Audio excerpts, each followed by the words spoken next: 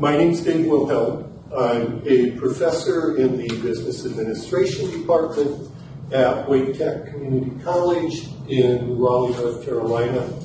I teach seated classes and online classes.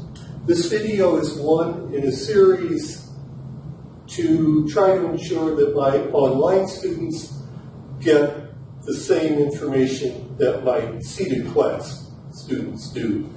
And today I want to discuss paying bills with pre-tax money and post-tax money and what the difference is.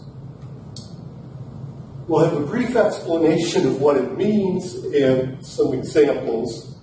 A quantitative scenario in which we'll look at a post-tax and pre-tax calculations example, a comparison of the two, and then an exercise for you. Post-tax payments are what we're used to. We get some money, we pay taxes, and what's left, we pay our bills.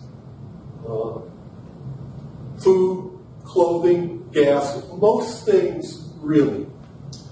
What we would really like to do is pay those bills with pre-tax money.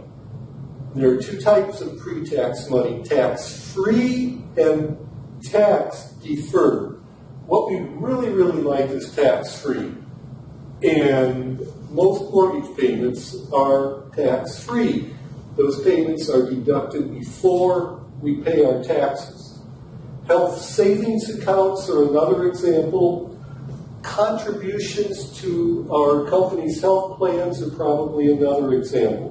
Those things are all tax-free. We pay for them with money that has not been taxed, called pre-tax money, and we never have to make up for it. The other pre-tax payments are tax-deferred, and I'm thinking specifically of 401k plans that are sponsored by a company or individual retirement account plans, IRA, that are set up by us personally. Either way, when we make investments in the 401k or IRA, they are tax deferred. We don't pay tax at the time. Someday down the line, when we pull that money out, we will pay tax then. Here's a quantitative example of somebody who makes $50,000. They're in a 25% tax bracket, and they have $13,000 of expenses. We'll look at the difference if those expenses are paid with post-tax money or pre-tax money. The post-tax calculations, we have $50,000 of revenue. We pay 25% tax on that $50,000. So we have $37,500 left over after taxes. We spend on our $13,000 of expenses, and we have $24,500 left over for whatever. If we are able to pay those expenses with pre-tax money, we start with our $50,000 revenue again. We pay the qualified expense of $13,000. We're left with $37,000. This is the amount that's taxed. So now the 25% tax rate is just based on $37,000 rather than $50,000.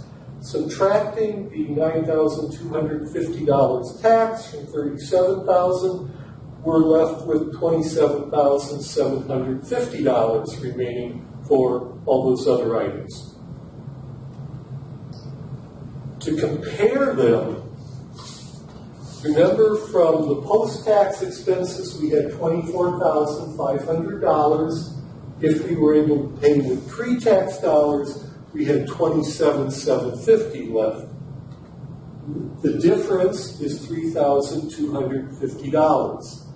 Sanity check on this, look at the expense, which was $13,000. times the tax rate of 25%, and that's $3,250. And that's where the savings comes from. So the higher your pre-tax expenses are, and the higher your tax rate, the more savings you're going to get out of paying with pre-tax money. How about an exercise for you folks? If you would like to do this, you might want to pause the video after I've gone over the questions.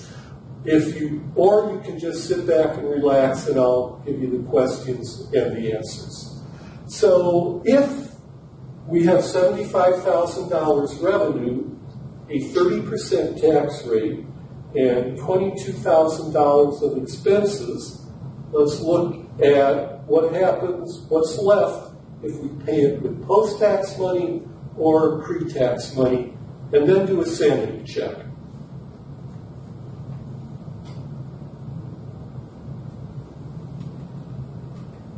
The post-tax expense solution follows the example. We start with $75,000, pay 30% tax, left with $52,500, pay our $22,000 of expenses, and we're left with $30,500.